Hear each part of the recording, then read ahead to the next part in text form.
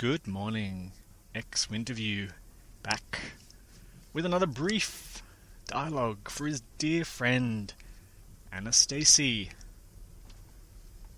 Thought I'd revisit the person. Such a tricky subject, get a lot of questions on this. See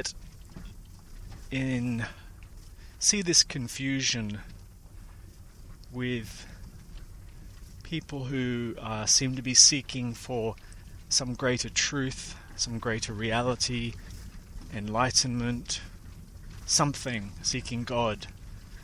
The paradox of the person, how to conceptualize or even think about the person in this context is very tricky.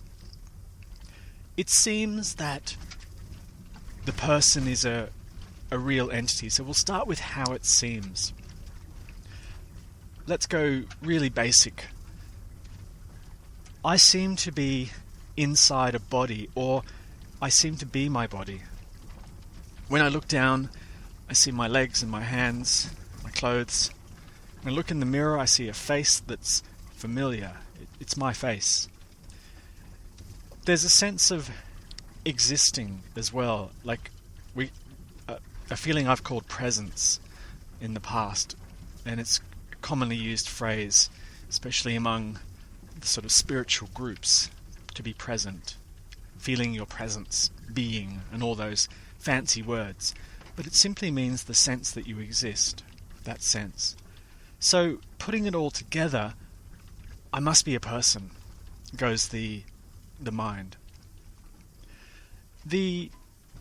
The person, however, is not this benign, ephemeral thing. It's a real object as far as the mind is concerned, that has likes and dislikes. It has ways of being in the world. So it's not just merely existing in the world. It has these characteristics when we try to look at it.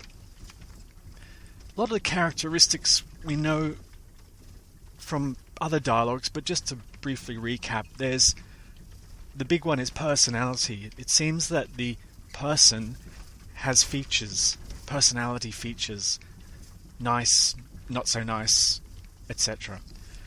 The person themselves seems to know their personality from the feedback that they get from the people they believe surround them.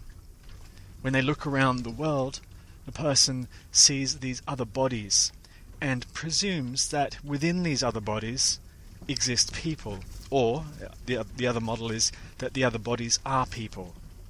So I live in a world of people or others, and we call these communities, societies, mankind, humankind, and so on. Back to the individual person, the other sense that they're powerfully a person are the mental images that arise and fall in their awareness, that these images aren't shared, so they're so-called internal. And that word is used often, your inner world, your inner realm, to describe thought. And these memories seem to repeat. Obviously there's childhood memories that seem to repeat. Usually they're not very nice. Sometimes they're nice. The narrative of the continuity of the person seems so true, seems so real. I was told that I was born in this town, in this city maybe, or this country. I grew up there. I have memories of growing up there. My family keeps talking about my childhood. I've got photos of this body that looks like me but smaller in photos, and I'm told that's me when I was a child, and so on. The whole manifestation is seemingly geared towards supporting the notion of a separate and independent entity, very, very powerfully, not to be underscored. The individual seemingly has choices as well, so they might decide, and a decision is usually the appearance of a thought or several thoughts, and then a seeming weighing up. Maybe I'll do this, maybe I won't. there might be goals that are personal that keep arising for the individual. I'm going to become a piano player. I'm going to become a great athlete. I'm going to become a famous playwright. I'm going to become a politician, and so on. And it seems that there's a journey then for that individual to achieve an outcome. And as they move along that journey, they look back, or at least the memories arise of what seemed to happen before, giving a sense of journey. Yesterday I was practicing the piano, today I'm playing the piano. When I look back over the last 10 years, it was piano lessons, and now I'm in a band playing the piano. That's my journey. Once again, the narrative seems to stretch across space and time very powerfully. And then it seems that the individual is in some ways dissatisfied. Perhaps it's a low-grade annoyance or irritation or dissatisfaction, or perhaps it's profound. It's a very dissatisfying life. There seems to be something missing, there's something wrong, there's something that the individual seems to need, yet it can't achieve that. And that takes people off on a more, what we call, inner explorations, whether it's through psychotherapy, learning about their own beliefs, their own behaviors and patterns, etc. And sometimes it takes a more spiritualized form, or both. You might pray, you might devote yourself to the wise words of an ancient sage and try and follow some practice. Maybe it's meditation, maybe it's changing your diet, maybe it's fasting, chanting, and so on. And the idea is that for the individual, the person, it's believed that there'll be an outcome. That's the story for the individual.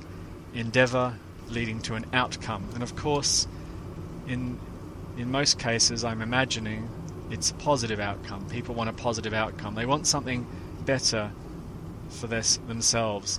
And that can be a very specific goal. I need to be enlightened. Or it can be a very more emotional, ephemeral goal. I just want to feel better somehow.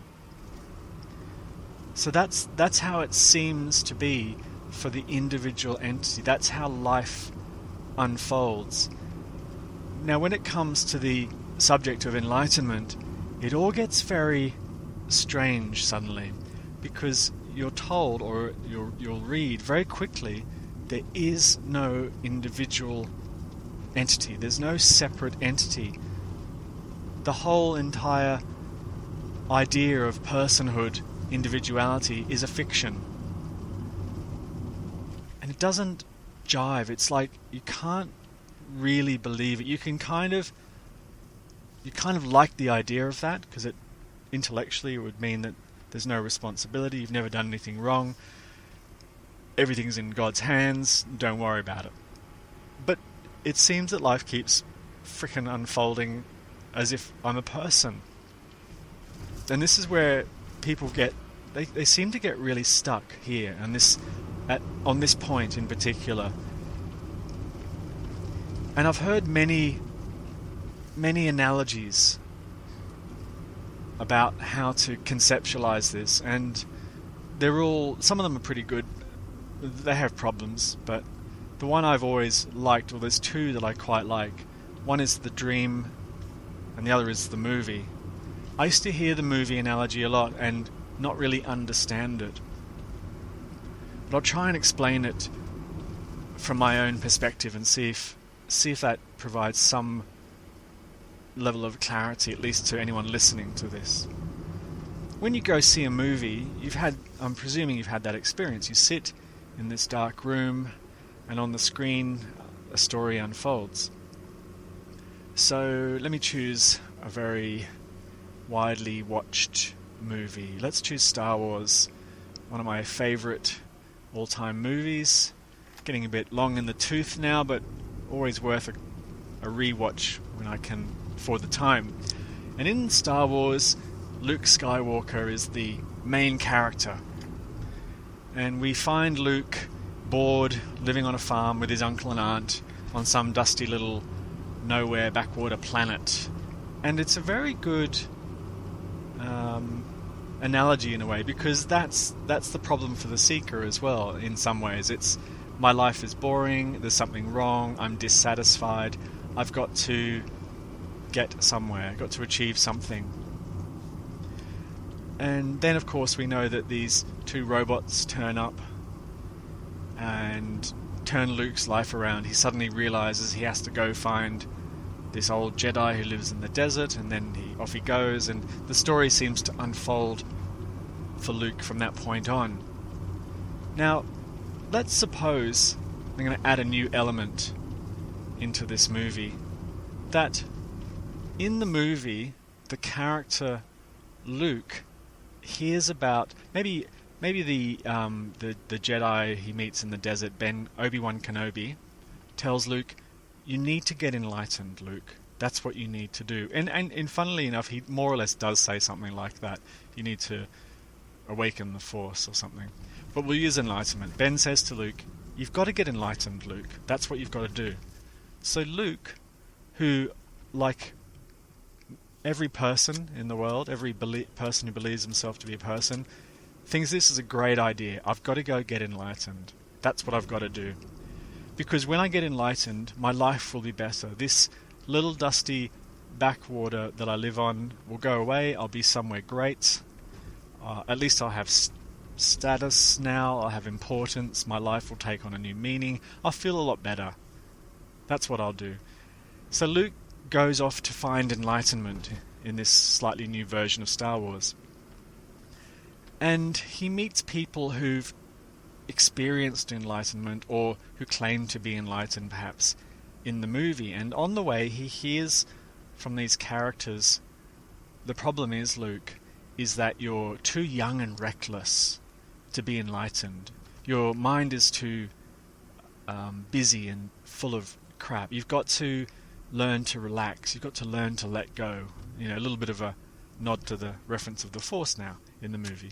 So Luke hears this in this story and goes, right, okay, this is what I've got to do. I've got to let go. I've got to find inner peace. I've got to quiet my mind down, and so on. And what he does, he goes to an ashram in the movie now. He goes to learn to quiet his mind. In the story, he meets a great, let's say, meditation master. And of course, when he sits down on the floor of the ashram, his mind is so busy and it's all over the place, and it's very dramatic in the movie, in this new version of Star Wars. And the master slaps him with a stick and goes, quiet your mind, you've got to learn to let go, and all this. And in the movie, it's all very dramatic. Luke is struggling now to change himself in some ways, to quiet his mind. And then, at some point in the movie, his mind goes quiet. Luke's mind is quiet for a second or two, and he's like, wow, this feels great. A quiet mind feels really, really nice. I'm on my way to enlightenment. So now he's hooked, trapped in this story now, because he's got a taste, he thinks, of enlightenment. And now he's reflecting on himself and going, what else can I do? What else can this character do to become enlightened? And he now discovers that he needs to unlock secret energy centers in the body from another wise guru. But this time, you can't just go see the wise guru. You've got to fight off legions of enemies who protect the old wise master in this new version of Star Wars. But he heads off courageously with his lightsaber in hand and flies to a planet where he has to battle these... First he has to battle some soldiers because that's exciting, and he's having a laser battle and he's having a lightsaber battle, and then he finds the old master who won't teach him, like, no, go away, I'm not teaching anyone anymore. And Luke begs and does a task or two for him to prove his worthiness and so on, and then the master agrees. And then we go back into this sort of training sequence of Luke learning to unblock secret energy centers, you know. And then someone says to him after he's done this process, perhaps, the problem is, Luke, you're actually a bit of a dickhead. You're not a very nice person. You're very aggressive. You're very pushy.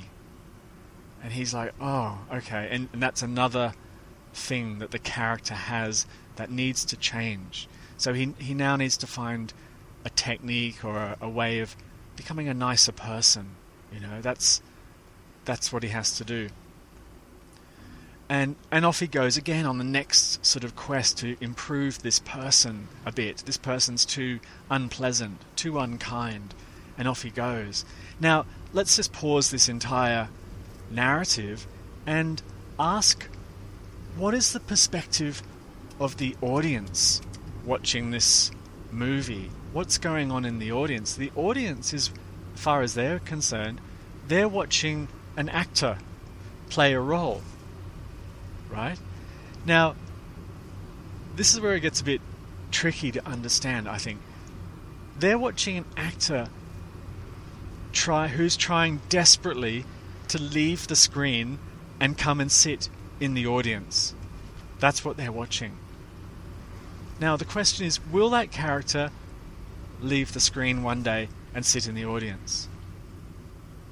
What's the answer to that? The answer is obviously no. That character will not leap out of the screen at some point and come sit in the audience. That just won't happen. It's impossible. Then the other thing is, who was directing the character in the movie? The character thought that the character was, or at least played the part of a character who was in charge of themselves in the movie. But actually the script was written by someone else.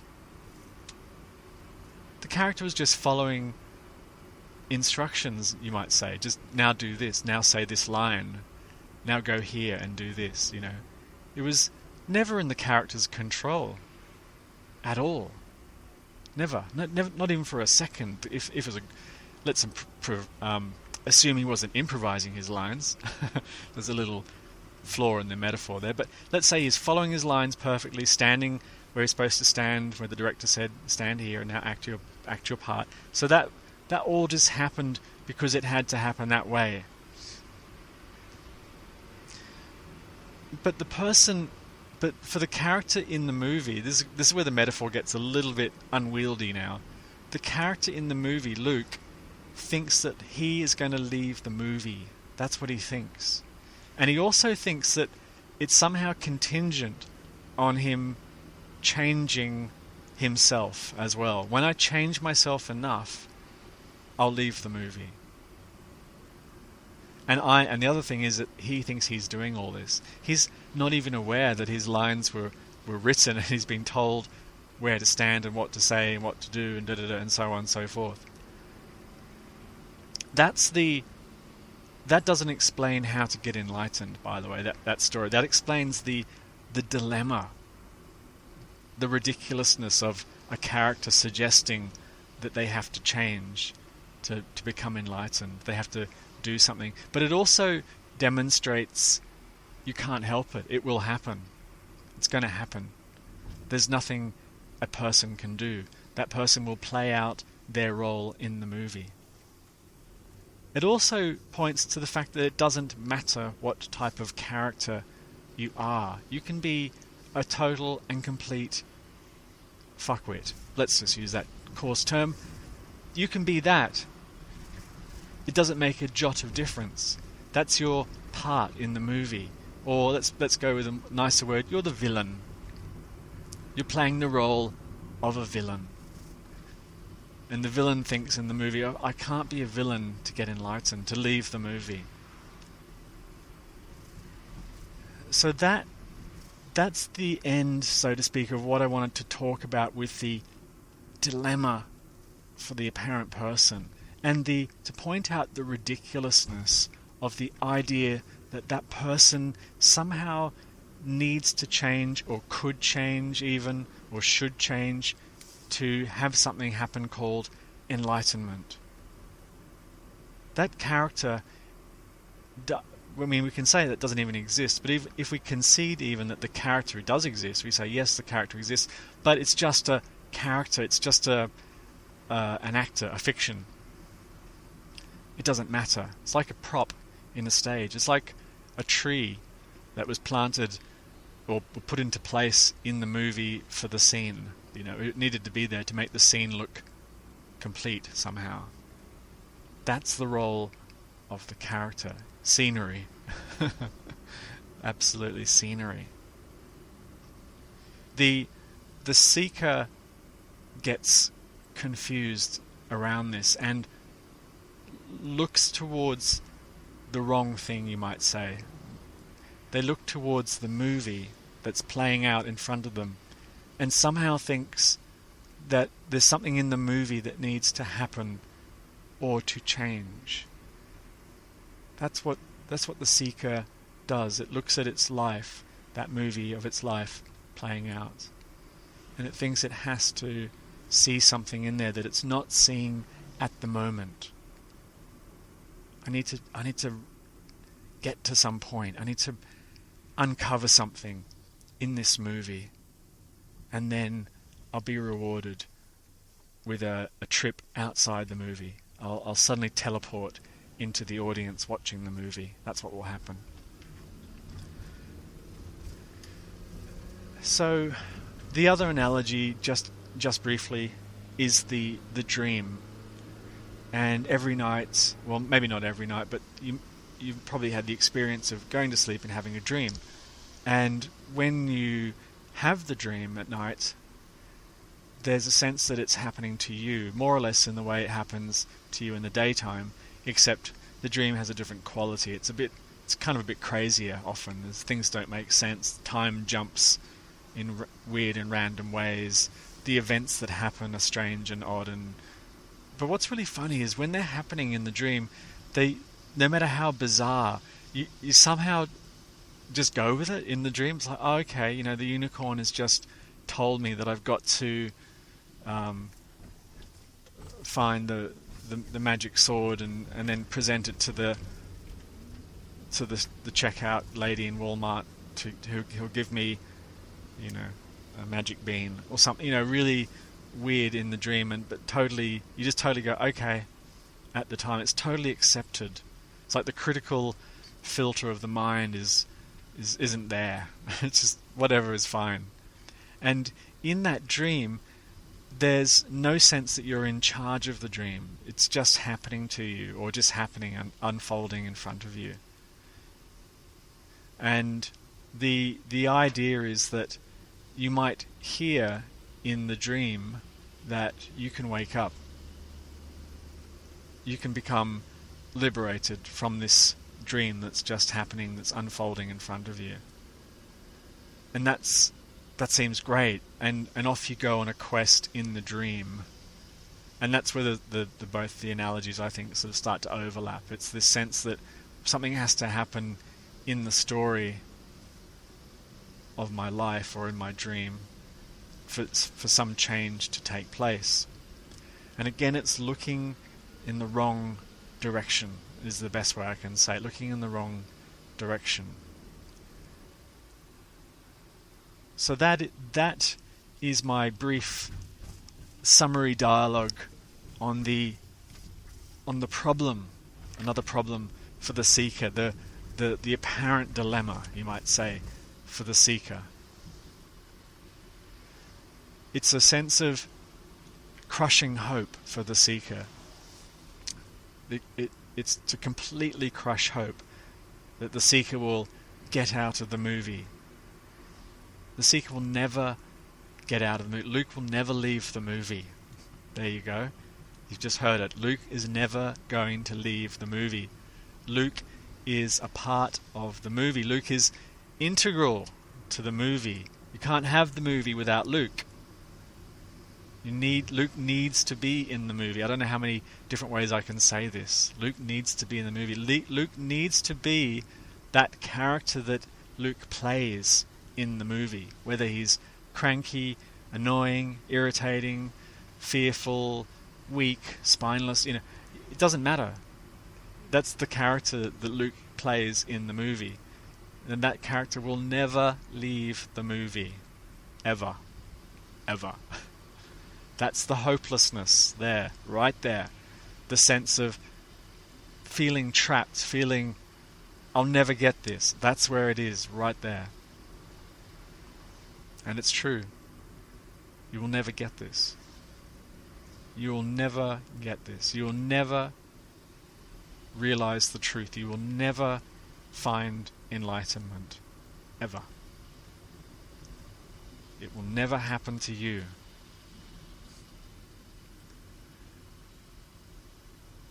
And on that note, thank you for listening.